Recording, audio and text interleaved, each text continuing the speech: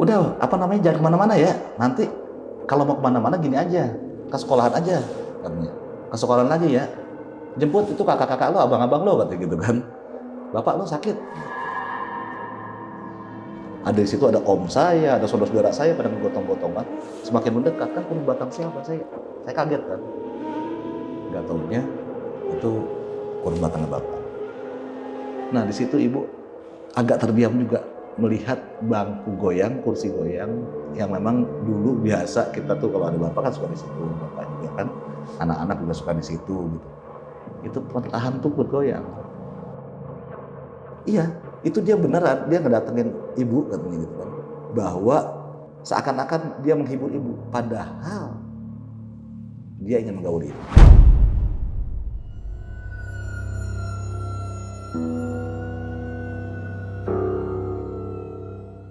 Assalamualaikum warahmatullahi wabarakatuh. Balik lagi bersama gue Nardi di obrolan tengah malam. Semakin malam, makin seram.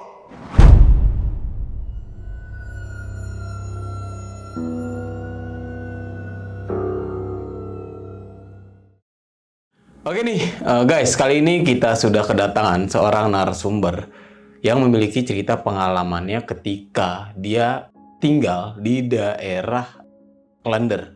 Jadi narasumber gue ini selama 6 tahun tinggal di rumah tersebut. Dan ternyata kejadian ini tuh bermula ketika ayahnya ini meninggal. Ketika ayahnya meninggal, semua kejadian ini terjadi hingga ada salah satu faktor. Dan ternyata rumah ini dulunya sebelum dibangun itu ada sebuah makam yang belum diangkat sama pemiliknya sebelumnya. Penasaran dengan siapa narasumbernya? Langsung aja kita sapa. Selamat malam, Om Iksan. Ya malam Bang Nardi. Apa kabar nih Om? Alhamdulillah baik. Om, terima kasih nih Om. Udah jauh-jauh dari Bogor, Cikeas ya? Cikeas. Mau datang ke studio obrolan tengah malam ini dan mau membagikan sebuah kisah pengalamannya ketika tinggal di rumah di daerah Klender. Klender. Ini tahun 84. 4. Wah, itu saya belum lahir loh. Dan selama tinggal di rumah tersebut itu selama 6 tahun. 6 tahun. Dan mengalami beberapa kejadian setelah Bapak Meninggal. Betul. Kok bisa sampai seperti itu? Iya. Karena memang setelah Bapak meninggal itu kondisi rumah semakin sepi ya. Iya. Kegiatan semakin sepi, semakin rumah semakin sepi. Kakak-kakak sering nginep di rumah saudara atau juga rumah kawan-kawannya. Oke. Seperti itu.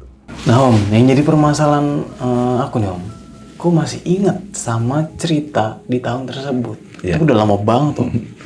Iya, karena itu benar-benar kita ngerasa banget ya, membekas banget ya Bang Nardi ya di kita tuh ya. Karena memang betul-betul serem, mencekam. Kita dibilang betah di rumah itu, tapi nggak betah, udah kepengen keluar dari rumah itu aja sebenarnya karena banyak gangguan. Oke. Tapi semuanya ini tahu dari ibu atau kakak atau mana? Iya, jadi masing-masing punya cerita. Oh. Masing-masing punya cerita, termasuk ya kita juga kayak saya sendiri merasakan sendiri pada saat itu sama kakak ya beberapa kali. Berarti sampai saat ini masih ingat betul ceritanya itu seperti apa Om? Iya, betul. Mungkin ditahan dulu nih Om Iksan untuk ceritanya. Siap. Mungkin kalian semua penasaran sama ceritanya Om Iksan bagaimana dan seperti apa, kalian bisa tonton video ini sampai habis. Dan buat kalian juga nih, jangan lupa diklik tombol hype-nya agar kalian gak ketinggalan cerita dari obrolan tengah malam.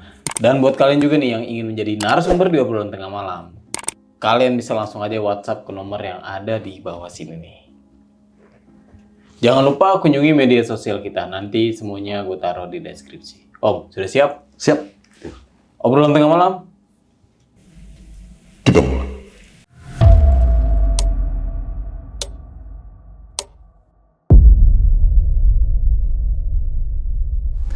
Saya awalnya dari tahun 1984 ya, Bang Nardi ya. Oke. Nah, jadi 1964 itu saya kebetulan masih di Taman Mini nih. Nah, di Taman Mini pada saat itu yang saya ingat betul bahwa saya dan keluarga lagi nonton film Pengabdi Setan. Pada waktu itu baru-baru mulai itu, baru-baru booming lah film Pengabdi Setan. Udah lama tuh. Tahun berapa? Tahun 84. Ada ya? Ada sekitar itu, kalau nggak salah tuh ya. Oke. Pas udah gitu, Habis kita nonton, belum selesai nonton, lagi seram-seramnya nih, lagi setannya lagi pada datang tuh ke rumah itu, tiba-tiba ada yang datang ke rumah dari pihak saudara. Ibu saya mengabarkan bahwa adiknya meninggal kecelakaan di Kerawang. Nah, kebetulan pada saat itu bapak dan ibu langsung berangkat nih tanpa mengajak anak-anak. Hari itu juga? Malam itu juga. Itu sekitar jam 11 malam kalau nggak salah. Oke. Nah, jam 11 malam. Dulu kan tahun 84, 11 malam itu udah malam banget ya. Walaupun di daerah Taman Mini pada waktu itu ya. Dukuh 4 kalau nggak salah.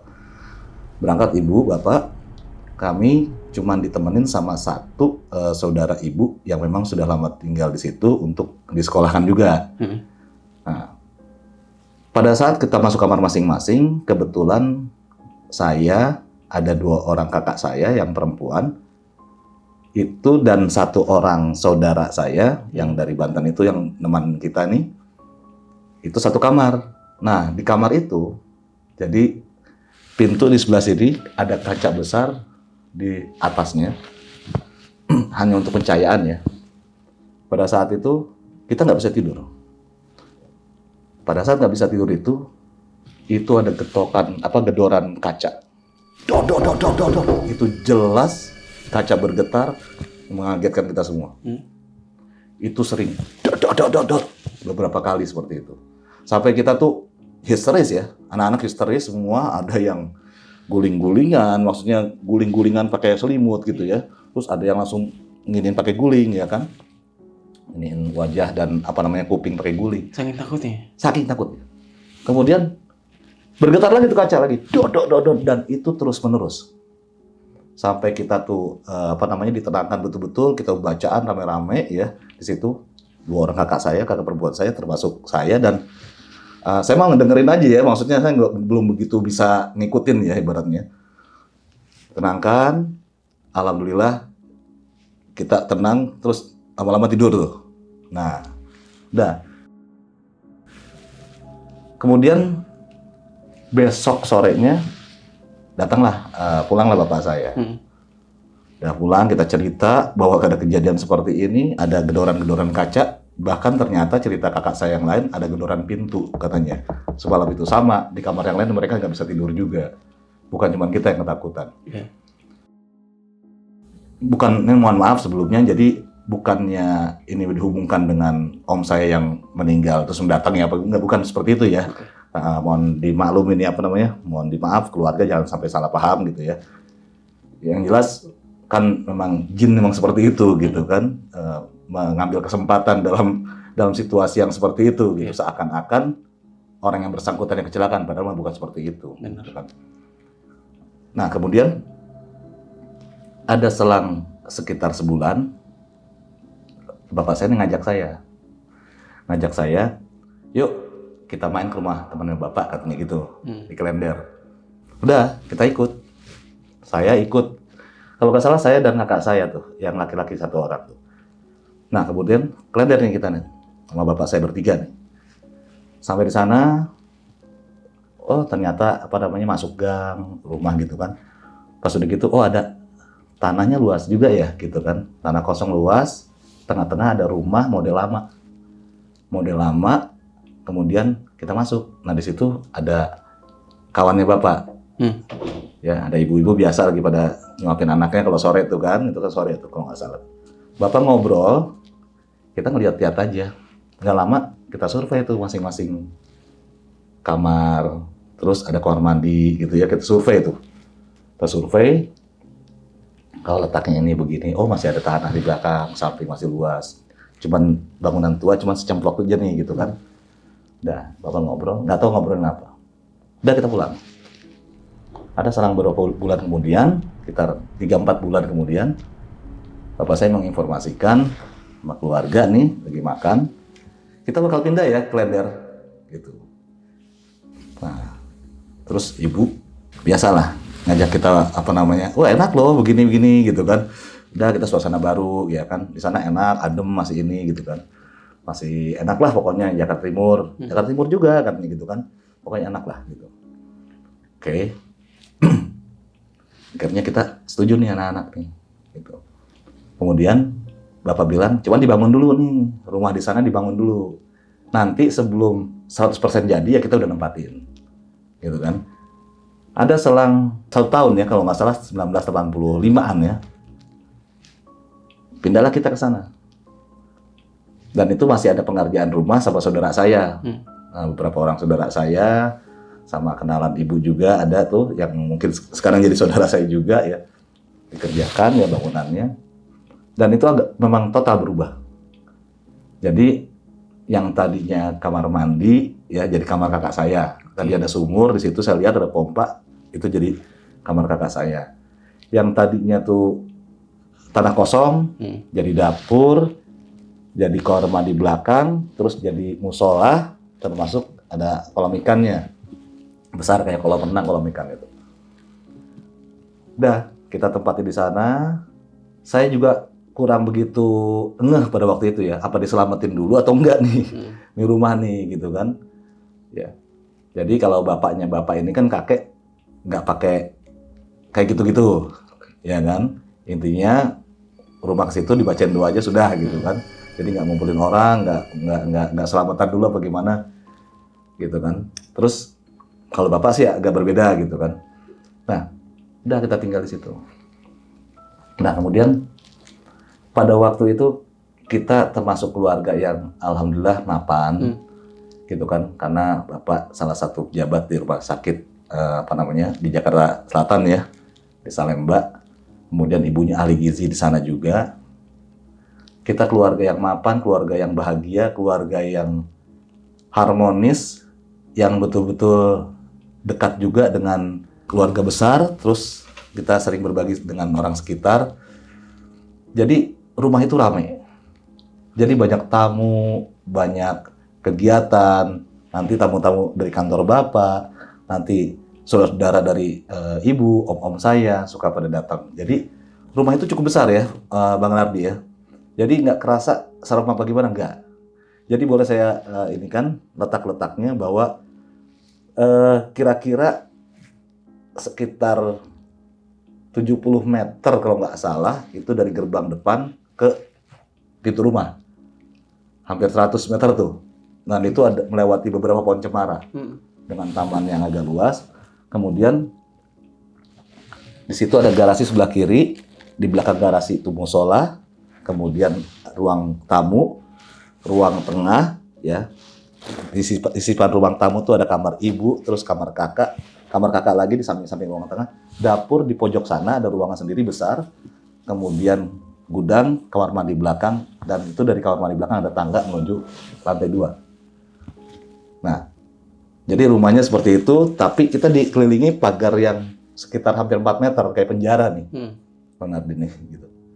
Nah, kemudian di rumah itu, karena sering ada pertemuan, sering ada tamu, sering ada saudara nginep, jadi ya enak-enak aja.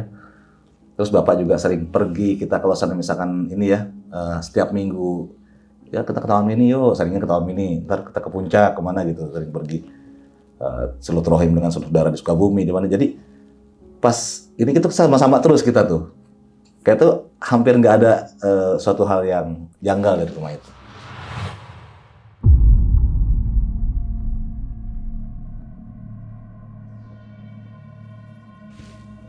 Kemudian pada suatu waktu, ibu sebelumnya bicara sama bapak. Ibu minta uang ya, gitu kan, kata ibu. Terus kata bapak, nih 10.000. 10.000. Buat selamanya ya. Buat selamanya. Ibu bercanda kan. Oh 10.000 buat selamanya, gitu kan. Dulu 10.000 itu kan kayak 100.000 ya. Gak lama bapak tuh kayak ini, ibu lagi di meja rias. Kemudian lagi ngerias-rias wajah biasa ya. Bapak toto biasalah bercanda ya. Nyelipin mukanya. Loh, kok alis saya turun ya? Oh, macam-macam aja alis turun, alis di atas gitu. Turun alis saya gitu. Bapak bilang seperti itu. Nggak tahu gimana. Ada pas giliran hari Sabtu, saya ingat betul. Pada saat itu, kakak saya laki-laki yang nomor 5, 4, 3 itu ada di satu SD yang jaraknya 1,5 kilo dari rumah. Itu jalan kaki ya. kakak saya di SMP yang perempuan. Kakak pertama, kakak yang kedua SMP pada waktu itu. Masih kelas 1 atau kelas 2 kalau nggak salah. Hari Sabtu itu kan kalau di sekolah tuh beres-beres ya kan. Nggak apa, kalau sekolahnya belajaran sebentar terus beres-beres. Habis itu saya pulang duluan nih. Karena pada waktu itu masih saya baru masuk kelas 1 kan. Nah, kelas 1 pulang duluan. Pas ada sekitar 50 meter sebelum pagar rumah, gerbang rumah, itu ada nenek namanya Nyak Romlah. Betawi ya rata-rata di situ ya. Nyak Romlah bilang, Tong katanya, udah apa namanya jangan kemana-mana ya. Nanti kalau mau kemana-mana gini aja, ke sekolahan aja katanya. Ke sekolahan lagi ya. Jemput itu kakak-kakak lo, abang-abang lo katanya gitu kan. Bapak lo sakit. Gitu. Nah udah. Oh iya Nyak, udah pulang saya masuk. Udah kosong nih rumah nih. Biasanya kan ada kakek saya, ada adik saya gitu ya. Ini pada kosong nih, gitu kan? Pada kosong nih. Kenapa ya? Gitu kan? Udah saya nggak lepas ini. Balik lagi saya ke SD yang saya bilang berjarak 1,5 kilo itu. Kalau nggak salah SD 13 tuh dulu tuh di Keradat Gang Sentiong tuh dulu.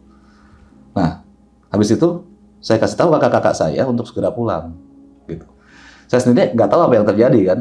Kata kakak saya tuh, kenapa? Pokoknya bapak sakit, dibawa ke rumah sakit. Kata Nyaromlah begitu bilangnya. Nah, pada balik mereka, saya nggak ngerti mereka ini kok sampai apa di perjalanan aja tuh udah nangis-nangis nih. Saya sendiri nggak tahu ya. Balik ke rumah, ya. Saya nggak ngerti juga mungkin Nyaromlah ngomong apa sama mereka. Ya, ada beberapa orang yang nyamperin tetangga. Kalau ke saya sih nggak ngomong apa-apa. Pas udah gitu kok, mereka nangisnya kenapa ya? Nggak lama, itu jam 2:30 sore. Jam 2:30 sore. Itu kok orang mulai banyak ya? Kenapa ya?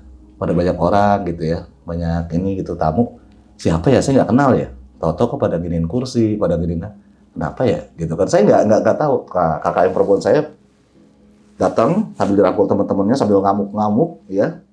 Kayak nggak terima dengan suatu kabar apa, saya juga nggak ngerti pada saat itu ya. Mereka apa ngamuk-ngamuk sampai dipegangin kanan kiri sama teman-temannya. Kesurupan apa gimana, jatuh lagi teman-temannya, dia ngamuk lagi ya kan. Nangis-nangis. Dari situ ditenangin, nggak lama udah mulai masang nih. Ada yang masang nih bendera kuning nih. Ini bendera kuning siapa gitu kan. Kan di tembok depan itu kan jauh gitu kan. Tetangga ada yang meninggal atau gimana gitu kan. Saya nggak ngerti nih. Nggak lama jam 3 ada suara apa namanya dari kejauhan ya, la ilaha illallah, la ilaha illallah gitu kan. Terus semakin lama semakin kenceng nih.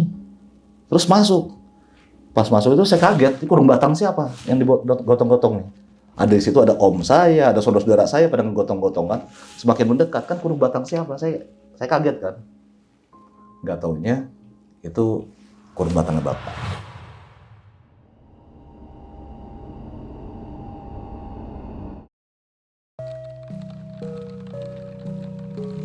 Meninggal. Jadi kronologinya itu ibu sudah berangkat duluan pagi-pagi di hari Sabtu, tumben-tumbenan yang biasa satu mobil berangkat bareng ke rumah sakit tersebut, ya tempat bekerja. Tiba-tiba ibu pengen duluan, nggak mau bareng. Nah bapak berangkat jam 9 nih ceritanya. Mobil masih dipanasin, baru mau jalan, kata kakek saya cerita. Mobil dipanasin, baru mau jalan, bapak saya mau, kan agak pilek kan, masuk karena agak jauh kan ke kamar mandi ya. Bapak saya agak lari, buru-buru. Ternyata di bawah wastafel itu ada tetesan air yang mana wastafel itu nggak tahu ya bocor sedikit. Nah di bawah itu udah genangan air ada. Jadi bapak mau ke wastafel, nginjek genangan air itu, kepleset. Langsung jatuh, nggak tahu jatuhnya seperti apa. Intinya sempat minta tolong, terus kakek saya tuh nyamperin sama adik saya yang 3 tahun. Nah di situ kakek nggak cerita lagi apa meninggal di tempat atau gimana gitu. Tapi yang diinikan dari orang-orang adalah bahwa bapak saya tuh dibopong, nggak ada tandu pada waktu itu kan, buru-buru dipopong seperti apa ya? Jadi dipapah gitu ya, dipapah bukan digendong, dipapah begini kakinya di sini, jadi muka malah di bawah sini gitu kan. Jadi sudah ke rumah sakit. Itu udah nggak ada kabar lagi.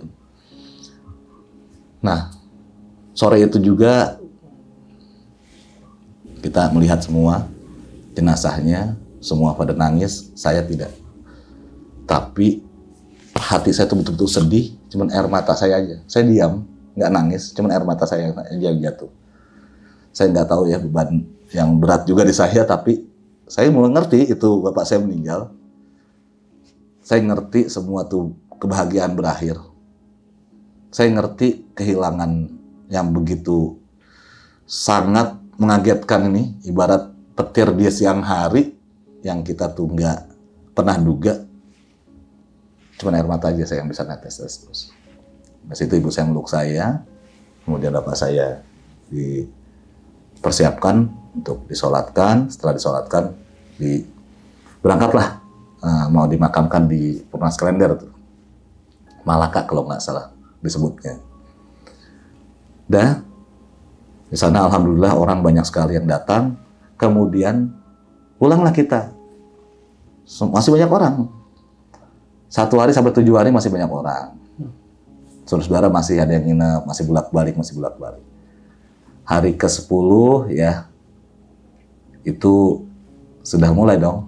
Satu-satu yang dari kampung pulang, yang dari mana-mana pulang, udah sepi nih. Tinggal anak yang 7 orang, berikut 4 pembantu, sama ibu saya. Sama kakek saya, tinggal di situ kan kakek saya tuh. Kadang dia pulang kampung sebentar-bentar aja kan. Berarti sekitar 13 orang ada di situ, menempati rumah yang ya 1,5 hektar tuh bangunan aja. Cukup besar lah. Kita udah jarang dong tamunya bapak ke situ, karena udah tahu dong bapak udah meninggal gitu kan. Udah mulai nih kita nih perlahan-lahan sebulan, 2 bulan, bulan ketiga udah satu-satu pembantu pulang. Pertama dari 2 orang dulu pulang, kemudian tinggal 2 orang lagi yang termasuk yang sekolah di situ ya, disekolahkan di situ saudara tuh 1, tapi diperbantukan juga untuk bantu-bantu kita juga. Itu masih bertahan 2 orang.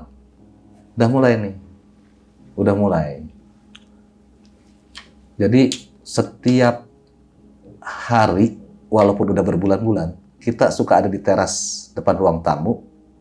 Kita memandang ke arah taman yang redup-redup gitu ya.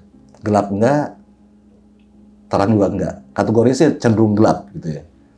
Nah di pojokan taman itu, di pagar luar itu ada tiang listrik yang cukup tinggi.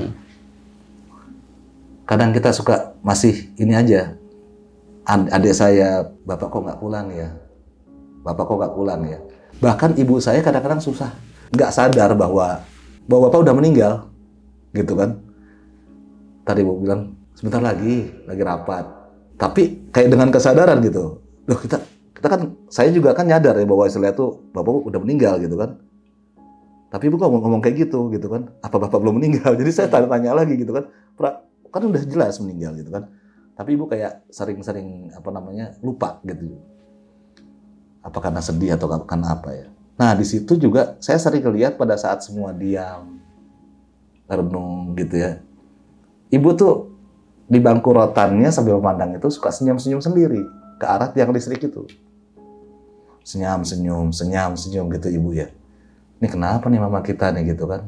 Tapi kan kita pikir, lagi ingat apa kali gitu kan. Udah nggak terlalu diperhatiin. Nah, udah masuk gitu kan. Jadi hampir setiap malam seperti itu. Nah, pas ada sekitar 2 minggu kemudian, ibu saya ngobrol nih sama saudara yang tinggal di rumah, yang disekolahin gitu kan. Ngobrol nih. Kok mama begini ya katanya. Selalu ngelihat bapak katanya. Itu selalu senyum katanya dari depan gitu kan. Tapi kok tinggi banget gitu kan.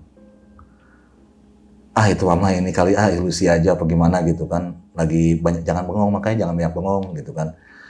Iya, tapi begini masalahnya. Itu suka sampai ke dalam kamar. kata ibu saya. Suka sampai ke dalam kamar. Suka ngusap-ngusap sambil senyum, gak banyak omong. Tapi selama hampir seminggu ini katanya, ini pakaian dalam mama nih lepas semua. Maksudnya gimana? Iya, pakaian dalam ibu saya nih lepas semua, Bang. Jadi kayak maaf gitu, bra gitu ya, CD-nya itu lepas semua. Terus celananya melorot lepas semua. Itu seperti itu gitu kan. Kok bisa lepas padahal ibu saya lagi tidur. Dan itu berlangsung hampir setiap hari. Seperti itu. Jadi ibu saya kadang-kadang melihat bahwa bapak saya nyamperin, ngusap, meluk, udah tidur ibu saya, tapi tiba-tiba pagi-paginya selalu seperti itu. Makanya cerita nih. Nah, sudah cerita begitu, itu kejadian udah lama mah, udah ada seminggu, gitu kan. Udah deh, nggak diiniin kali sama ibu, ya. Kejadian-kejadian itu aktivitas lagi, ini lagi, gitu ya. Kejadian yang sama terulang lagi ternyata. Cerita lagi ibu, gitu kan. Akhirnya apa? Disarankan untuk ke ustadz. Gitu kan, ibu saya kan nggak ngerti untuk ke ustadz atau kemana gitu kan, semua pakai logika semua pada saat itu kan, gitu kan. Ibu saya berpikir logika kan. Akhirnya udah deh coba ini ke ustadz.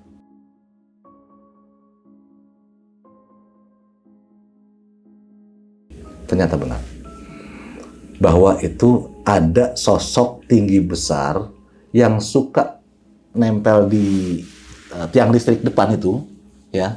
Dan itu menyerupai siapa aja kata ustadznya itu. Yang memang istilahnya kalau pikiran kita tuh lagi merenungkan sesuatu, ya, khususnya orang yang betul-betul yang disayang, orang itu merasa kehilangan, sedih, dia akan menyerupai orang yang dipikirkan sama orang itu. Maksudnya jin? Ya, mungkin seperti genderuwo kali ya. Oke. Jadi sosoknya itu sebenarnya tinggi besar, hitam, tapi ustadznya nggak menjelaskan berbulu atau enggak. Intinya tinggi besar. Dari tiang listrik yang warna hitam tadi. Nah, seperti itu. Menyerupai bapak saya. Iya, saya sering ini, kata ibu saya. Sering nggak tahu mimpi, tapi kayak sadar. Tapi beneran, kata ibu saya gitu kan. Diusap-usap. Mungkin suruh sabar kali ya, apa gimana. Pikiran saya itu ya saya tidur, tapi kayak beneran, gitu kan. Iya, itu dia beneran. Dia ngedatengin ibu, katanya gitu kan. Bahwa seakan-akan dia menghibur ibu. Padahal dia ingin menggauli ibu. Dia suka sama ibu. Menggauli dalam arti apa? Menggauli, setubuhi. Gitu, karena dia suka. Gitu. Dia coba masuk apa yang dipikirkan sama ibu, kemudian seakan-akan ingin menghibur. Kan jin seperti itu Bang Hadi ya. Ingin menghibur, akhirnya berubah atau berpura-pura atau menjelma seperti orang yang disayangin, padahal orang itu udah nggak ada. Seperti itu. Akhirnya singkat cerita ya, setelah dapat ayat dari ustadz, setelah diingat sama ustadz ya, habis itu udah nggak ada seperti itu lagi deh. Nggak ada seperti itu lagi. Kelar tuh, udah kegiatan aktivitas lagi. Sebulan lagi, 2 bulan lagi, mulai 2 orang, termasuk yang saudara yang sekolah itu juga, sekolah dari situ, itu izin pulang. Karena dia nggak mau ngerepotin ibu nih, biayanya segala macam. Karena ibu memang menanggung anak 7 tuh sendirian, gitu kan. Pulang 2 orang lagi. Tinggal 7 orang anak yang masih kecil-kecil, masih paling tua tuh SMP lah ya gitu ya, kakak saya tuh. Terus tambah 1 orang, ibu saya sama kakek saya. Nah, tambah sepi nih rumah. Tambah sepi nih rumah. Kegiatan hampir nggak pernah ada. Yang tadinya rame, orang banyak tamu, sekarang udah nggak pernah ada. Terus sepeninggalan bapak saya nih, masing-masing punya kesibukan sendiri. Kalau orang dulu kan, walaupun SD atau SMP itu kan udah kayak orang yang udah dewasa kan orang dulu tuh. Jadi kakak saya yang perempuan kadang nginep di mana rumah temennya, kadang yang laki-laki tuh nginep di rumah temennya. Jadi yang ada di rumah cuma beberapa orang gitu, ditambah sama kakek saya. Nah, kakek saya ini kan selalu duduk di depan musola. Musola itu letaknya di belakang kanan rumah saya, ya. sebelum pintu keluar gang belakang nih. Kemudian ibu saya jadi lagi masak malam-malam, iseng bikin apa gitu kan. Ibu saya lagi masak-masak, itu kan samping dapur itu jendela yang mengarah ke arah musola. Pertama ibu saya biasa aja gitu kan. Tapi kan lama-lama emang suasananya tuh jam 9 malam itu kan hening banget kan pada saat itu kan. Ya nggak bisa dibohongin, ibu saya lama-lama ngelirik nih. Soalnya apa? Dari ujung matanya, setelah ibu saya cerita ya, dari ujung matanya ini kok kayak ada aktivitas di daerah sebelah kiri di luar jendela sana. Jauh di luar jendela. Tadi dicuekin sama ibu saya, masak aja. Gitu kan. Betulnya jendela nggak pakai hordeng, jendela dapur, jadi kelihatan. Akhirnya ibu saya melirik juga ke arah jendela. Nah di situ ibu saya kaget juga, sempat kebengong gitu kan, nggak bisa ngomong ya, bahwa ibu saya melihat aktivitas di musola ada yang sholat,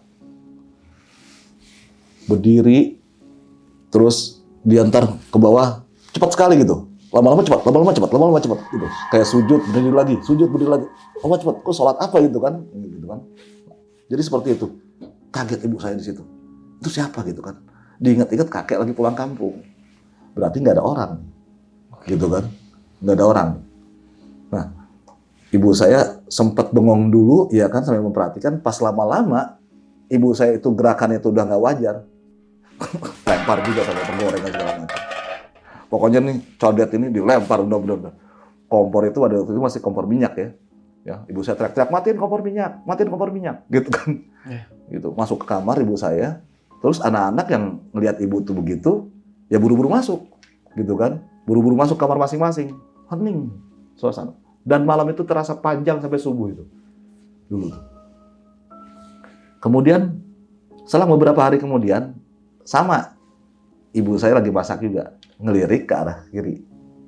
Jadi agak perasaan takut ya, kan ada peristiwa yang lalu kan.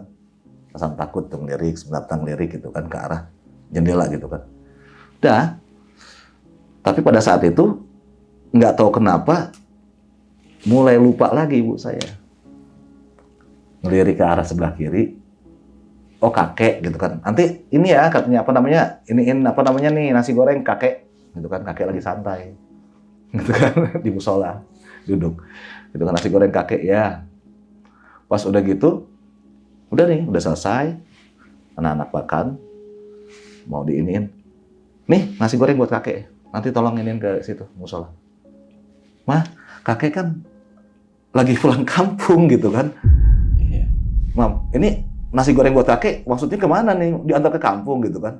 Ngaco aja, kakek lagi di musola. Kakek lagi pulang kampung. Kata kakak saya gitu. Nah, seperti itu. Ibu saya langsung nyadar di situ bahwa astagfirullahaladzim, berarti yang dilihat siapa? Jadi kakek saya katanya lagi duduk sila di depan musola, biasa dengan sapu lidi di sampingnya dia, gitu kan, duduk sila. Itu pas memandang ke arah jendela.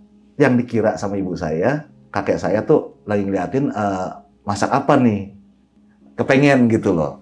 Nah, maka ibu saya tuh ntar tolong anterin kakek yang lagi di musola. Seperti itu. Mulai kejadian-kejadian. Selang waktu berapa lama lagi, kita kan punya jam dinding agak besar, Bang Nardi ya, yang seperti di masjid-masjid, yang bandulnya besar, yang kalau bunyi itu setiap jamnya teng, deng, itu kan dengan suasana yang seperti itu nambah serem banget nih, suasananya di situ pada saat itu kan. Jadi setiap jam 2 itu yang paling horor kerasa sama kita, bahwa kayaknya tuh dentumannya tuh kuat banget di jam segitu. Dan kita selalu terbangun di jam segitu. Nah, kakak saya juga seperti itu. Nah, ibu kan kamar mandi tidak di dalam kamar. Jadi kamar mandi agak jauh di depan kamar kakak saya, di samping kamar kakek yang juga ada, yang jadi kamar kakak saya juga. Agak jauh kan. Jadi ibu tuh jam segitu selalu kamar mandi. Nah, pada saat itu, setelah dari kamar mandi, suasana itu benar-benar sunyi, mencekam, terus suara jam itu cak cak cak cak cak cak itu selalu apa benar-benar nambah suasana hati ibu mencekam lah gitu ya. Karena sepi betul. Nah di situ ibu agak terdiam juga melihat bangku goyang, kursi goyang yang memang dulu biasa kita tuh kalau ada bapak kan suka di situ, bapak juga kan, anak-anak juga suka di situ gitu. Itu perlahan tuh bergoyang. Goyang. Gerak. Perlahan-lahan bergerak begitu. Ya begini Bang Nabi. Kan begitu tuh kalau ada orangnya tuh kan goyang, kursi goyang kan, ada orang itu. Nah seperti itu. Perlahan lama-lama kencang juga. Nah ibu kan bingung ya, itu kan dilewatin sama ibu nih. Yang ibu takutkan pada saat ibu kepengen lewat itu, ada sosok di situ muncul. Jadi ibu mau masuk kamar kakak saya dikunci, mau masuk kamar kakek saya juga dikunci, nggak ada jalan lain. Masa mau ke kamar mandi gitu kan? Harus melewati itu juga dengan suasana hati yang udah nggak karu-karuan. Harus lewat situ, sambil bacaan ya. Ibu saya memalingkan muka, itu bangku semakin ibu lari langsung ke kamarnya. Di situ ibu tuh udah nggak dikunci lagi apa gimana sama ibu. Pokoknya kamar tuh pokoknya ibu langsung ke kasur, langsung katanya tuh selimut tuh semua ke ibu semua katanya. Nah ibu cerita seperti itu. Sosoknya apa? Ya? Sosoknya apa kalau boleh tahu? Kalau itu ibu nggak ngelihat sosoknya, jadi itu kursinya bergoyangnya nggak cepat. Jadi ibu memalingkan muka, cuman bunyinya itu semakin lama pas ibu ngedekat mau ngelewatin tuh kursi goyang, itu semakin cepat. Tapi ada yang dudukin. Yang ibu rasa seperti itu, yang ibu takutkan gitu. Tapi ibu perasaannya ada gitu. Kenapa begitu? Karena memang semakin cepat goyangannya. Akhirnya ibu tuh langsung itu ke kamarnya ibu, langsung tutup, ibu langsung ke atas kasur selimutan. Ibu katanya nggak bisa tidur. Itu kursi goyang itu berpindah terus suasananya. Entar kayak orang keseret-seret. Goyangannya tuh pindah-pindah. Sampai ke depan kamar ibu tuh goyangan. Suara goyangannya itu. Di situ ibu sampai subuh. Sampai azan subuh, jas, pecah sudah. Semua yang seperti itu hilang suaranya. Oke. Ada suara kakak saya bangun mau kamar mandi, masih takut ibu saya. Suara kakek saya nih biasa ke air tuh kamar mandi juga deh. Baru ibu saya beranikan diri tuh. Kita udah lewat subuh. Keluar ibu saya, posisinya tetap di situ. Yang tadi itu suaranya berpindah-pindah, yang di depan kamar ibu suaranya, posisinya tuh kursi goyang tetap di situ. Itu satu keanehan tuh. Nggak lama begitu juga dialamin sama kakak saya. Kakak saya mau kamar mandi, melintas, itu kan kursi goyang posisinya di depan kamarnya agak jauh kan, nah kamar mandi sebelah kirinya. Pada saat mau buka pintu, mau kamar mandi, melihat kursi itu goyang. Kakak saya langsung nggak berani lagi tutup pintu, dia langsung mundur. Itu kejadian yang seperti itu. Mungkin banyak ya di kakak-kakak saya, cuma pada nggak cerita, gitu kan. Kan kita saling kayak nggak mau cerita lah kejadian di situ, banyak sekali. Nah udah gitu, Bang Nardi, ada satu kejadian di mana saya kan tidur di kamar ibu ya. Saya tidur di kamar ibu, berikut adik saya yang kecil, yang bungsu ya, perempuan, sama ibu nih. Nah di samping musola itu, musola letaknya di sebelah kanan kamar ibu, ada jendela model dulu di kamar ibu yang mengarah ke arah tanah pohon jambu ya, itu samping musola. Gitu. Dan model-model dulu tuh yang kayak, tahu kan Bang Nardi ya, kalau model dulu tuh agak kayak turun-turun begitu, ya ada bolong-bolong itu kita bisa ngeliat ke bawah gitu kan. Kalau dari luar nggak bisa ngeliat ke dalam kan gitu. Kalau dari dalam bisa ngeliat keluar. Belum dirubah itu jendela gitu kan. Jadi yang lebih paten, lebih ini belum. Jendela itu kalau misalkan kalau pagi kalau kita mau buka itu dibuka, nah begitu. Jadi kebuka dua gitu kan. Jadi seiring waktu kan kita udah mulai iseng kan, akhirnya itu pada ini ternak gitu kan, ternak kelinci, ternak marmut, miara burung dara, miara ayam gitu kan, di samping musola tuh, saya sama kakak-kakak saya. Nah pas begitu, pas di malam itu kata ibu, kok suasananya beda ya? sepi ya namanya. Sepinya lain. Di sini mah sepi terus mah, kata kakak saya itu kan. Emang sepi terus mah malam begini. Orang di sini katanya dibilang Jakarta juga kebon melulu, kata kakak saya gitu kan. Enggak, ini mah beda katanya. Tahu deh, kayaknya gimana ya kita, merasa nggak sih kata ibu saya.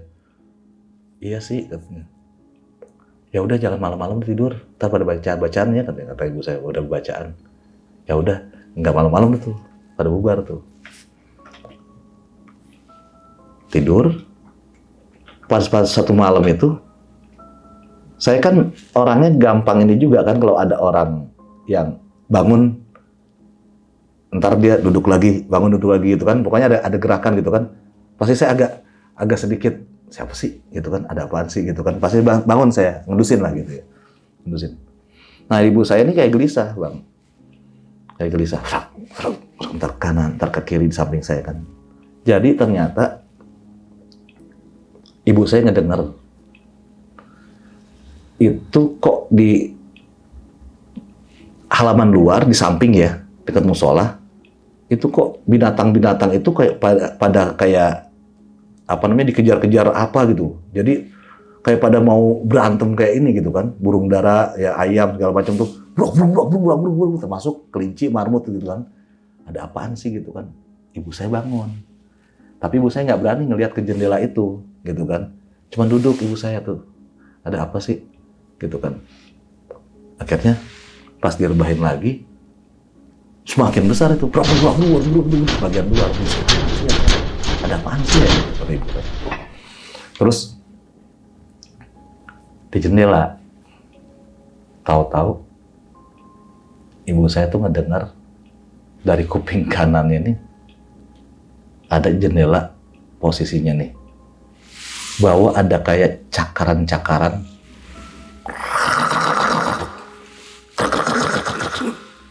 mata ibu saya mengarah ke jendela. Oke. Dideketin lah tuh jendela. Ada apa sih? Dideketin, penasaran. Satu langkah. Ibu saya udah turun dari tempat tidurnya, deketin jendela, satu langkah. Semakin ini bang, semakin cakaran itu semakin kuat, dan itu gitu kan. Kan itu kan berundak-undak gitu kan jendela itu kan, zaman dulu. Nah ibu saya nggak nyadar, pas dideketin semakin deket, itu ada kuku yang keluar dari luar ya, luar jendela itu kan, kukunya panjang-panjang itu, jadi masuk ke dalam kamar ibu saya kan, nampak gitu ya. Itu apa ya, kata ibu saya gitu. Oke. Ada kayak apa namanya, kuku-kuku, ada kayak panjang-panjang, apa ya? Disamperin terus sama ibu. Terus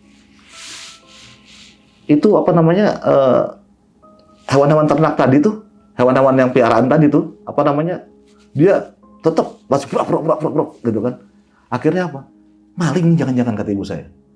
Teriak ibu saya sekencang-kencangnya. Maling. Siapa itu? Maling ya, gitu ya, ibu saya begitu. Ya. Nggak lama kuku itu yang tadi masuk itu bang, yang panjang-panjang itu, tahu-tahu apa namanya, turun dia. Turun. Terus pas udah gitu, tetap ngegaruk-garuk, semakin jadi ngegaruk-garuk. Siapa itu? Wih, udah gitu. Apaan tuh? Kuntilanak bang.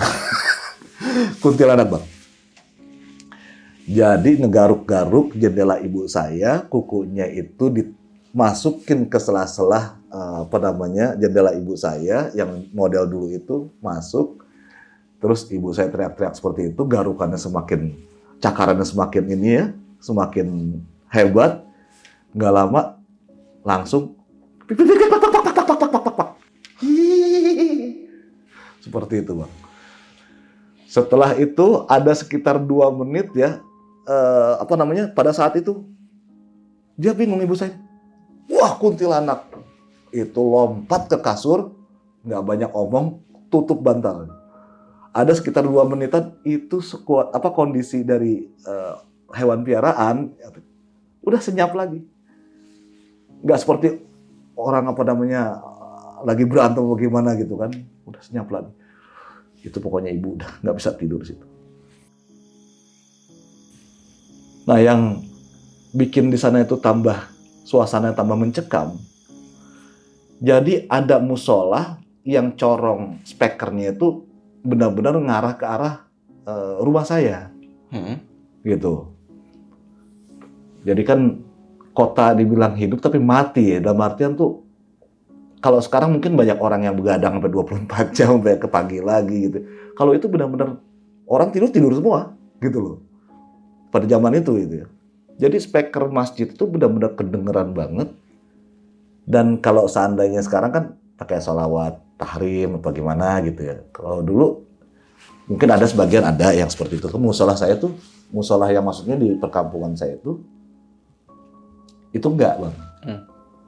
Enggak seperti itu. Jadi dia langsung baca doa bangun tidur, terus as-sholah begitu. Kan serem ya bang ya? Yeah. As-sholah, as-sholatu khairum minan naum. Gitu tuh suaranya pada saat itu. Terus dipanggilin lah tokoh-tokoh masyarakat. Oh, bangun wo. Roni, bangun Roni. Hap, bangun. Jadi kita serem banget kan. Ibu saya tuh kalau mendengar seperti itu, kita semua kalau mendengar seperti itu, kalau mendusin ya pagi-pagi itu, bukan malah kita tuh ini ya senang mau datangnya azan subuh, kita malah tambah ketakutan lagi. Karena suaranya begitu. Suaranya seperti itu bang. Tapi itu orang kan? Orang itu petugas apa namanya kayak marbotnya lah gitu ya, marbotnya itu selalu manggilin tokoh-tokoh yang ada di situ di perkampungan itu. Serem juga. Iya, wo bangun, Wahab bangun. Itu kan kalau untuk kita ini yang lagi rumah sepi, malam begitu panjang, mencekam betul setiap malamnya. Itu kan terasa betul ke kita gitu kan.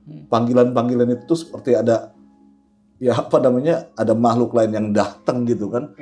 Yang betul-betul nambah nambah berat suasana kita gitu, tambah mencekam gitu kan. Itu yang saya tuh ini kan, ibu sampai itu juga ibu tuh tambah ini lagi tambah takutan lagi, ibu tuh udah dibekap lagi gitu sampai akhirnya ibu teriak-teriak tuh. Semua pada datang gitu kan, ngelihat ibu kayak orang takutan gitu kan. Akhirnya ibu keluar, udah pindah ke kamar kakak. Semua saya diangkut semua, dirangkul untuk pindah ke kamar kakak saya, ngumpul semua di situ. Nggak berani cerita dulu ibu. Nah besoknya cerita yang seperti diceritakan ke Bang Nardi tadi, cerita saya tadi. Nah seperti itu. Kemudian suasana itu tambah sepi. Kenapa?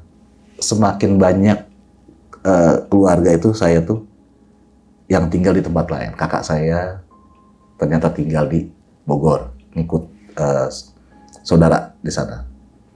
Kemudian yang kakak saya yang satu lagi sering nginep di rumah temennya, yang laki-laki. Perempuan juga sering nginep di rumah saudara. Jadi tambah sepi lagi nih Bang. Nah kondisinya ini luar biasa ya. Semakin malam itu semakin suasananya tuh nggak karu-karuan di hati kita. Setiap menjelang jam 9, kita mikir nanti kita bakal tidur masing-masing kamar. Terus ada apa lagi ya? Ada suara apa lagi ya? Gitu. Jadi sering ada suara-suara Bang. Suara-suara kayak ini jatuh, benda jatuh. Suara-suara dari lantai atas tuh kayak orang jalan. Buk, buk, buk, buk. Khususnya di tangga belakang, karena tangga belakang itu ya sampai dengan turunnya itu depan kamar mandi belakang. Sebetulnya kamar mandi ART itu kan. Dan itu kan hampir jarang banget kita tuh hampir jarang banget ke atas lagi. Memang ada kamar kakak saya satu di atas itu agak berani juga tuh, kakak yang laki-laki itu. Nah, setiap jam 9 malam itu kita udah mikirin nih, masing-masing kita masuk kamar, ya kan? ini orang semakin berkurang. Pas udah gitu,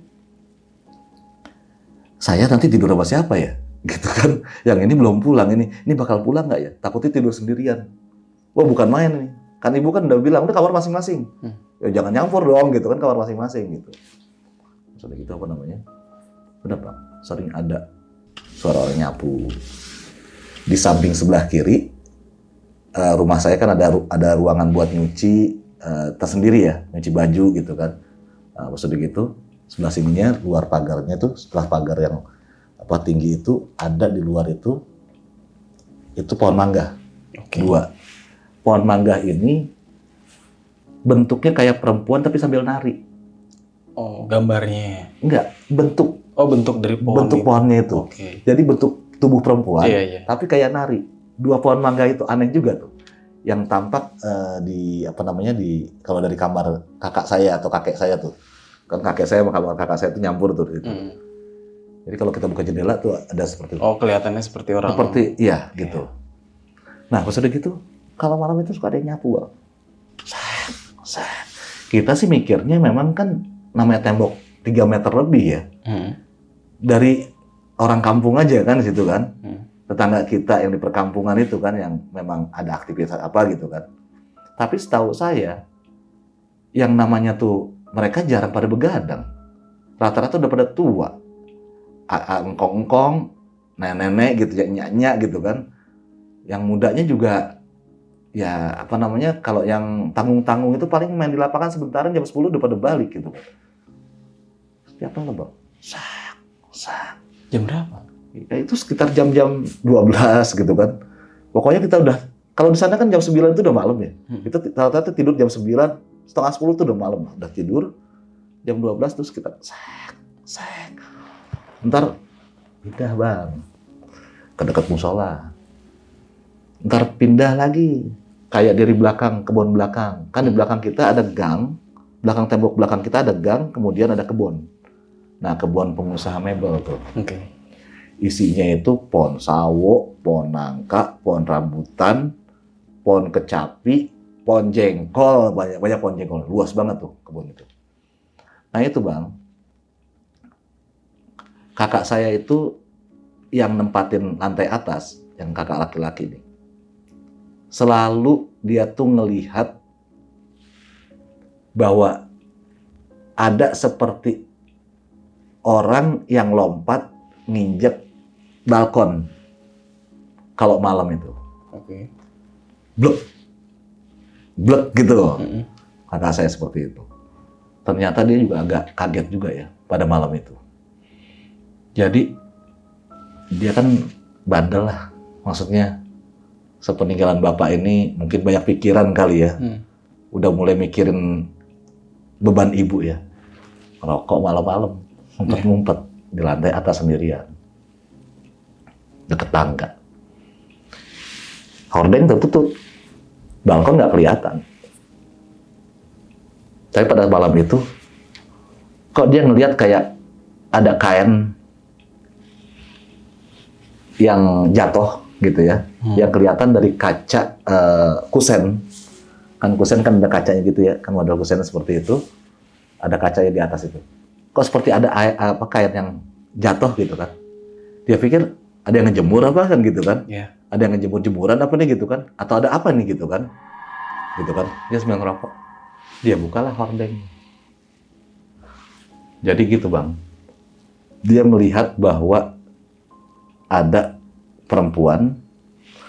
Dia pakai baju putih tapi bajunya tuh panjang. Nyengser gitu ya. Nyengser. Maksudnya ke tanah itu. Jadi nggak kelihatan kakinya nih. Kayak pengantin begitu. Gitu kan. Rambutnya panjang. Mukanya nggak begitu kelihatan. Itu dia terbang lagi. Maksudnya itu apa? Kuntilanak Bang. Oh. Kuntilanak Bang.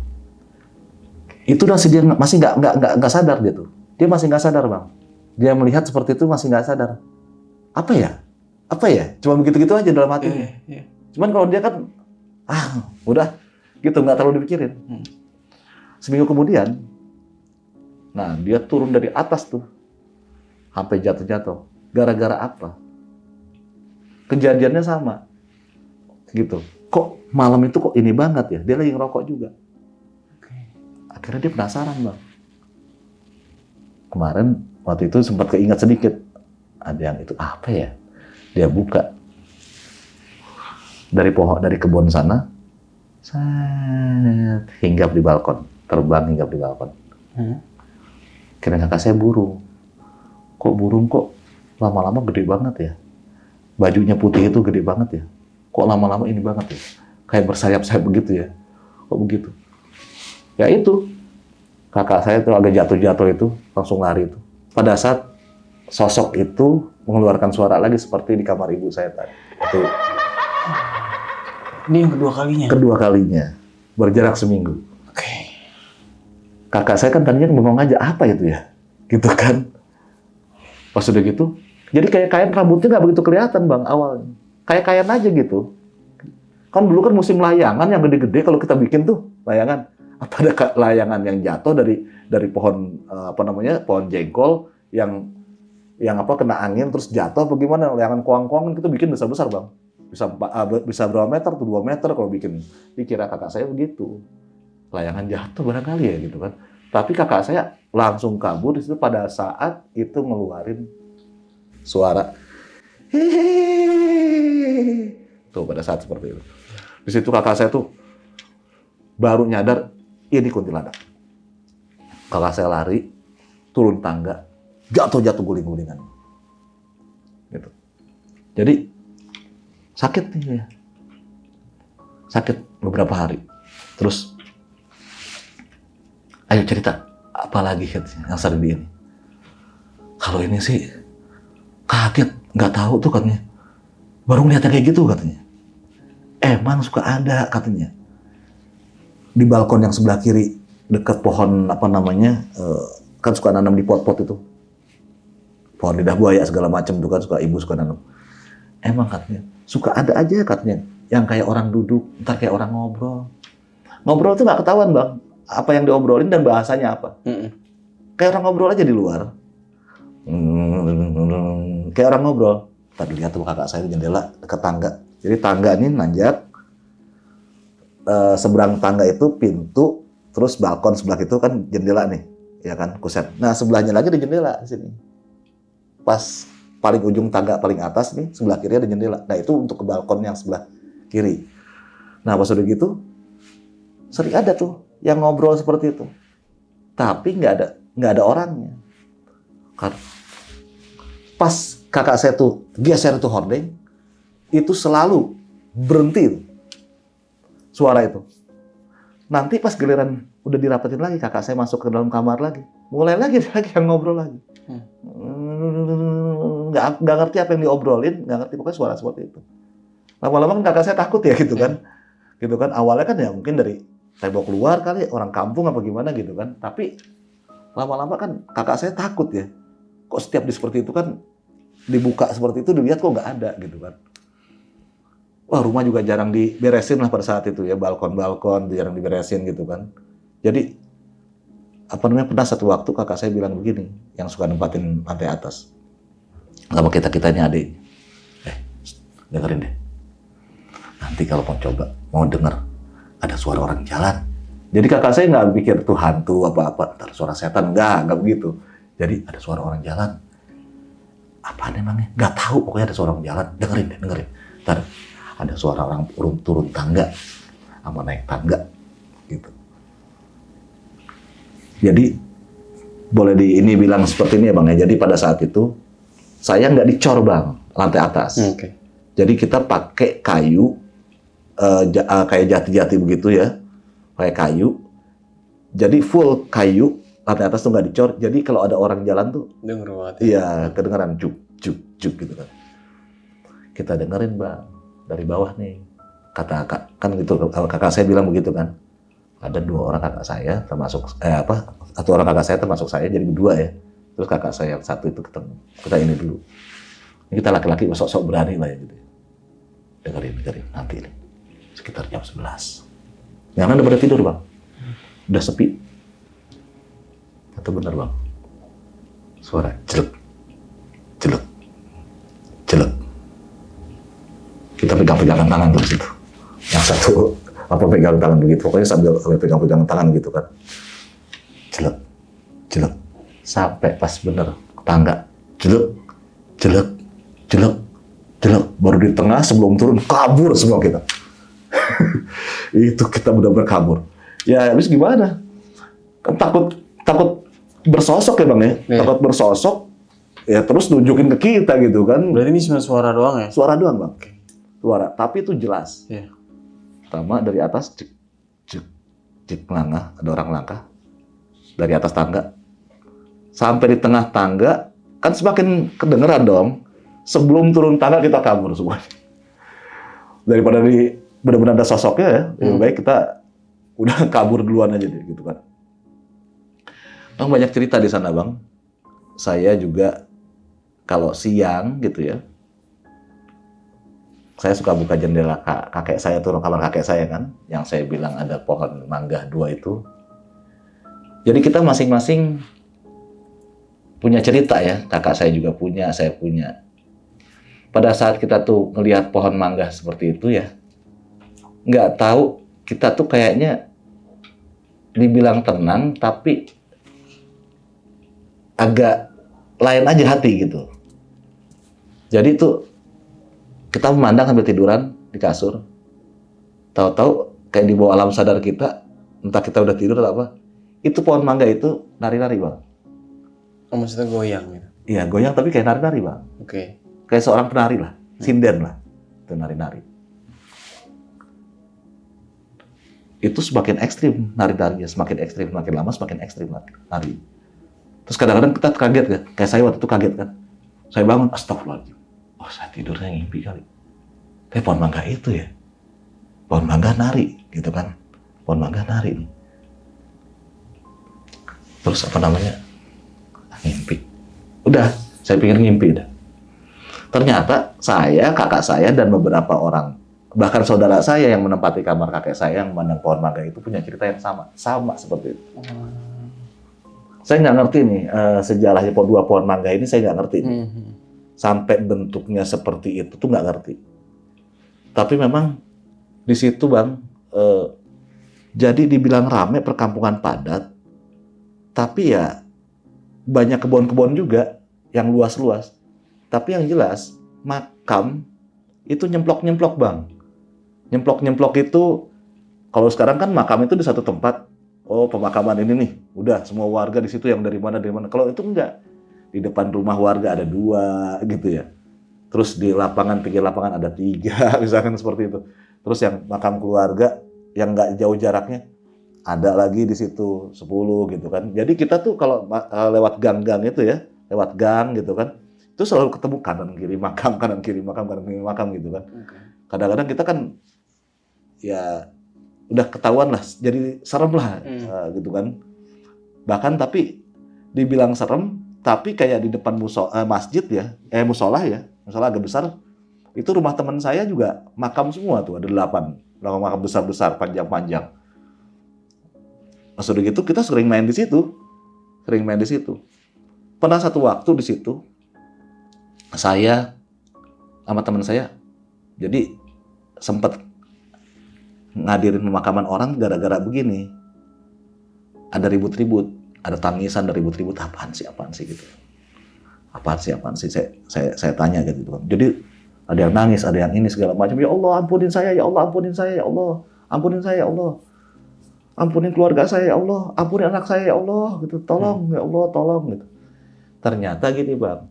Ya kita kan nggak ngerti, anak kecil ya. Apaan sih ribut-ribut gitu kan. Oh, makamin orang ya ramai gitu kan. Apaan sih kita lihat gitu. Jadi ternyata gini Bang. Ada mayat orang yang meninggal ini mau dimakamin, itu sempit lagi makamnya. Jadi pas mau dimasukin nggak muat, gitu. Diangkat lagi, panggali ke kuburnya. Mari bang, gali, lebarin lagi Bang. Udah diukur Bu, udah diukur Pak. Nih kalau nggak percaya kita ukur lagi pakai tali, di ini lagi kan. Nah ada temennya pakai bambu juga tuh diinin, udah diinin. Kurang ya katanya. Tadi lu mau ini ngukurnya gimana sih? Gitu. Udah gua gali segitu sesuai dengan ukurannya. gali lagi bang, ya ngos-ngosan lagi. Capek gue katanya udah 2 kali begini. Udah keluar lagi, minggir tuh tukang gali kubur. Udah doa-doa lagi, ini kan yang lain pada nangis-nangis lagi. Mau dimakamin lagi, yang ini udah pada turun yang di bawah, mau dioper lagi, nggak muat lagi itu bang. Hanya kayak apa namanya bagian sampai bagian betisnya aja bang. Iya.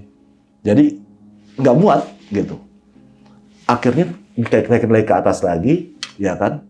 Terus Ustadz udah mulai gusar di situ. Saya ngelihat di situ Ustadz udah mulai gusar.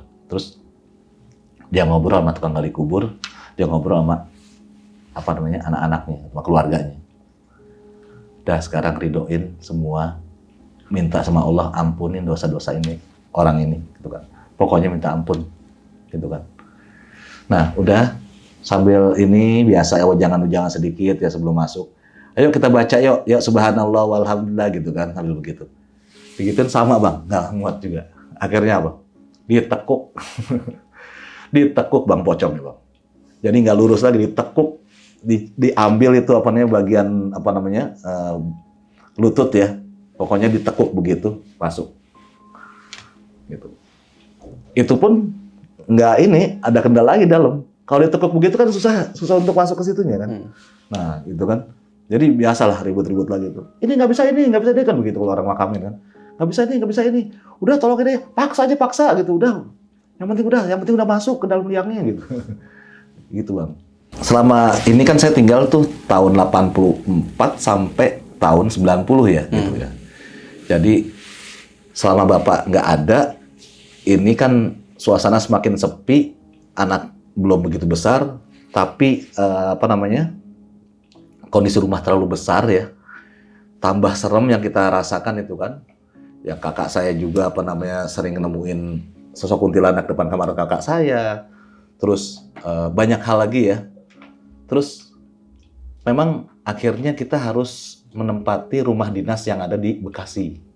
Maksudnya gimana? Jadi Bapak ini kan dapat rumah dinas, ya ada 7 rumah di situ. Apa namanya? Salah satunya adalah kita rumah dinas yang buat Bapak nih. Nah, buat petinggi inilah gitu kan kantor. Kita harus menempati itu, kalau enggak kita ditarik lagi tuh rumah dinas, gitu kan. Walaupun nanti nyicil dan jadi ini kita. Nah. Akhirnya kita ibu memutuskan untuk pindah. Nah, iya, ibu memutuskan untuk pindah. Kenapa begitu? Karena memang ini harus ditempati. Tapi di situ kan ada mobil Bapak masih. Satu lagi itu mobil Bapak. Nah, pada saat di situ mobil Bapak tuh mau dijual ya ada pembelinya. Beberapa kali itu, setiap kali ini nggak pernah nyala. Sampai orangnya tuh pulang depan pagar, akhirnya tuh setelah beberapa menit baru nyala. Padahal mobil itu sehat. Mobil itu yang saya lihat adalah satu-satunya yang ada di Indonesia sampai sekarang itu nggak pernah saya tuh ngelihat mobil semacam itu gitu kan, sedan itu. Kemudian sudah beberapa kali orang itu akhirnya tuh semua tuh minta tolong ngomong ke mobil itu. Terus Bapak ikhlasin ya mobil ini dijual untuk biaya kehidupan keluarga. Ibu saya semua pada ngomong seperti itu. Akhirnya apa? Besoknya yang datang lagi, mobil itu kontan bisa jalan. Dan terjual mobil itu, rumah akhirnya juga dijual dengan harga murah. Rumah yang ditempatin itu selama 6 tahun itu? Betul. Oh, akhirnya dijual? Dijual dengan harga murah. Berapa? Pada waktu itu dengar-dengar 60 juta apa berapa kalau nggak salah. So gitu luasnya. 60 juta? Iya, mungkin 60 juta dulu. Nggak tahu ya berapa tuh sekarang tuh. Mungkin. Yang punya ide ngejual ini siapa, Om? Karena ibu udah semakin terdesak ekonominya. Jadi mungkin ada kakak saya juga menyarankan ya. Mungkin seperti itu, udah jual aja dibanding harus kita pertahankan gitu ya. Nah udah. Akhirnya dijual dengan harga murah. Kalau nggak salah yang beli orang Arab kalau nggak salah tuh. Nah, akhirnya kita pindah, ninggalin rumah besar itu. Sayang, ya ini juga ya rumah begitu besar gitu ya, dengan harga murah. Tapi juga kita juga senang juga karena keluar dari teror-teror yang setiap malam itu berlangsung di situ. Berarti ketika dijual ini bukan karena alasan nih mendapatkan beberapa teror nih. Itu juga salah satu alasan. Oh. Jadi memang ibu sudah terdesak ekonominya karena harus mencari nafkah sendiri, ya. Kemudian rumah itu banyak gangguan yang membuat anak-anak nggak betah. Akhirnya pada nginep kanan kiri gitu. Iya, oke. Mungkin satu pertanyaan aku nih Om. Kenapa rumah itu begitu seram ya? Apakah dulu punya backstory dari rumah tersebut? Ya, jadi sebenarnya ternyata temannya bapak itu hanya menempati rumah itu tuh sebulan sekali kalau ada misalkan temannya yang mau datang. Jadi sebetulnya rumah itu kosong. Oh. Terus ada sumur di dalamnya. Dan saya bilang tadi bahwa di sana itu kan banyak makam yang mencolok. Jangan-jangan perihal makam itu seperti apa? Maksudnya kok berbeda-beda gitu? Iya, tempatnya. Jadi orang dulu tuh seperti itu. Jadi kalau misalkan ada keluarga, misalkan 2 makam di keluarga di depan rumahnya, udah ditanam di situ atau dimakamin di situ. Gitu. Mungkin di situ ada makam yang mungkin belum diangkat. Waktu itu sempat nanya juga nggak? Kalau yang orang tua. Kalau orang tua pernah nanya sama tetangga yang hansip ya. Dia bilang di pojokan tuh ada 2 katanya. Pojokan rumah yang dekat tangga itu bagian luar samping sebelah kiri ada 2. Tapi nggak tahu udah diangkat apa belum. Dia bilang kayak gitu. Seperti itu Bang Nardi. Oke, berarti bisa kemungkinan sosok yang wanita sama siswa tinggi besar ini perwujudan dari si makam ini. Iya, kemungkinan seperti itu. Memang pernah dijelasin dulu sebelum beli rumah ini orang yang sebelumnya ada dulu keluarga yang memang ada perempuan yang meninggal. Tapi begitu tertutup nggak ketahuan tuh dimakamin di mana. Oke. Nah, Om, berarti kan selama 6 tahun nih sempat minta bantuan ke ustadz atau warga sekitar yang memiliki kemampuan untuk mengusir para jin di rumah Om pada saat itu. Pada saat itu cuman ibu, kan kita berpikir logika semua ya. Terus nggak tahu kenapa kita tuh nggak selalu menghubungkan dengan ustadz, nggak ini gitu kan. Cuman pada saat yang ibu melihat kuntilanak itu, ngedengar kuntilanak dari kamarnya itu, nah sama yang ngedro itu baru panggil ustadz. Tapi ustadznya bukan ustadz itu. Tapi kebagian besar kita cuekin aja Bang Nardi. Maksudnya dicuekinnya dibiarkan aja begitu. Kenapa? Ya karena nggak terlalu berpikir, udah biarkan aja deh gitu. Tapi kan ini udah bener-bener, maksudnya jin ini udah bener-bener kelewatan. Betul. Ya paling yang itu yang yang tadi menyerupai bapak, sama yang ngeganggu kamar ibu itu. Oke. Nah, apalagi ibu ini bisa dibilang disetubuhi jatuhnya nih. Nah, kalau disetubuhi, ibu sih nggak ngerasa disetubuhi, cuman pakaian dalamnya semua pada lepas. Iya. Tapi gitu. Ustadz ini bilang kalau si ibu ini maksudnya ya disetubuhi sama si genderuwo ini, si jin ini atau gimana? Ya, jadi kayak orang dikelonin lah. Dikelonin bukan berarti disetubuhi kan, ya belum berarti disetubuhi ya. Tapi kalau orang kan biasanya kalau disetubuhi itu dia merasa ada suatu benda yang masuk misalkan ke dalam dirinya apa gimana ya. Tapi kalau ibu nggak seperti itu. Ibu menjelaskan nggak seperti itu. Ibu tuh tidur, tapi selalu pakaian dalamnya itu selalu terlepas. Dan itu berjalan berlangsung sampai berminggu-minggu seperti itu. Iya, berapa minggu itu? Ya, berminggu-minggu itu. Hampir ke 3 minggu kalau nggak salah itu. Hampir 1 bulan? Iya, hampir 1 bulan berarti. Seperti itu. Tapi sebelum-sebelumnya memang selalu melihat sosok bapak yang ngusap-ngusap kepala ini. Iya. Bisa ya seperti itu ya? Nggak masuk logika sih. Iya, nggak masuk logika gitu. Bisa langsung kebuka semua itu baju. Maksudnya itu daleman gitu. Iya. Ibu juga heran juga bisa seperti itu. Iya, harusnya kalau misalnya ibu merasa atau sadar, tapi kalau orang tidur tuh walaupun kita udah terlelap, mau diapain aja pun nggak bakal sadar, Om. Iya. Makanya ibu kan tahu-tahu pagi-paginya kok pada kelepas itu semua gitu. Tapi pada saat itu kan semuanya udah berlalu nih Om. Om masih ingat nggak? Tapi Om berpikir bisa nggak sih kalau ibu dulu tuh sampai disetujui, soalnya kejadian ini pun yang Om alamin pun hampir sama keluarga saya yang ngalamin Om. Tapi nggak sampai di setubuhi dia bener-bener cuman menyerupai doang. Iya. Tapi bener-bener pekat banget sih. Bener-bener wujudan itu ya seperti manusia. Sebagai manusia. Betul. Tapi Om sempat berpikir nggak sih kalau ibu tuh sampai sampai disetubuhi juga atau enggak? Iya. Kalau saya yang sesuai ibu cerita aja bahwa kayak dipeluk, Oke. kayak berbahasa-bahasa seperti apa gitu. Habis itu udah ibu saya tidur. Oke, udah Jadi kemana-mana ya. nggak kemana-mana gitu. Karena kan biasanya kalau orang yang merasa disetubuhi itu terasa Bang Nandi.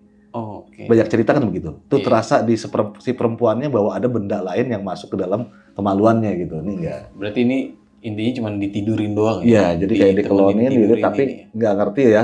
Iya. Ya seperti itu. Oke, Om Iksan, terima kasih nih Om udah mau membagikan sebuah kisah pengalamannya nih di rumah di daerah Klender. Klender. Oke, Om sebelum mengakhiri cerita nih punya pesan-pesan nggak buat teman-teman yang nonton kisah Om Iksan pada malam kali ini? Silakan Om. Ya. Jadi apa namanya untuk teman-teman kalau seandainya misalkan ingin menempati suatu rumah atau sebelum memberi rumah gitu ya, telusuri dulu ya sejarah rumah tersebut.